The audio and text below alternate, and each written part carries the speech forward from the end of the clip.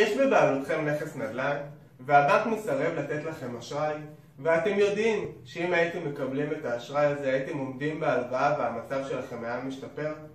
או שאתם מתקשים לעמוד בהחזרים החודשיים של ההלוואות היום, בגלל שיש לכם הרבה הלוואות עם החזרים חודשיים גבוהים, והבנק מסרב לפרוס לכם את כל ההלוואות האלה בהלוואה אחת עם החזר חודשי נמוך? שמי תום שמעוני, מנכ"ל חברת בראשית פתרונות אשראי. אנחנו עוסקים בגיוס אשראי כנגד נכסי נדל"ן במקרים שהבנק לא רוצה לתת אשראי. אנחנו עובדים מול חברות ביטוח, בתי השקעות וקרנות הון סיכון לגיוס אשראי עבור הלקוחות שלנו. אנחנו עובדים תמיד על בסיס הצלחה, כלומר רק אם הצלחנו לאשר את ההלוואה ללקוח שלנו, אנחנו גובים שכר טרחה. אז באיזה מקרים אנחנו מטפלים?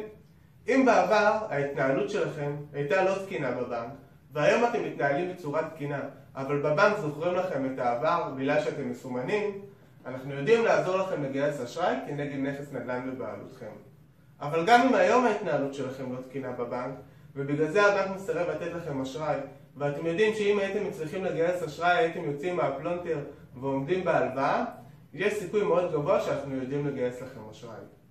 אם מכל סיבה שהיא אתם לא מצליחים לגייס אשראי מהבנק ויש נכס נדל"ן בבעלותכם, גם אז אנחנו יכולים לעזור לכם לגייס אשראי, כל עוד יש היגיון במתן ההלוואה ואתם יכולים להראות שתוכלו לעמוד בהלוואה.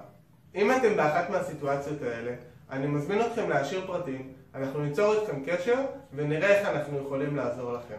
אני מזכיר, אנחנו עובדים רק על בסיס הצלחה, כלומר רק אם הצלחנו לאשר לכם את ההלוואה, אנחנו גובים תשלום שכר טרחה.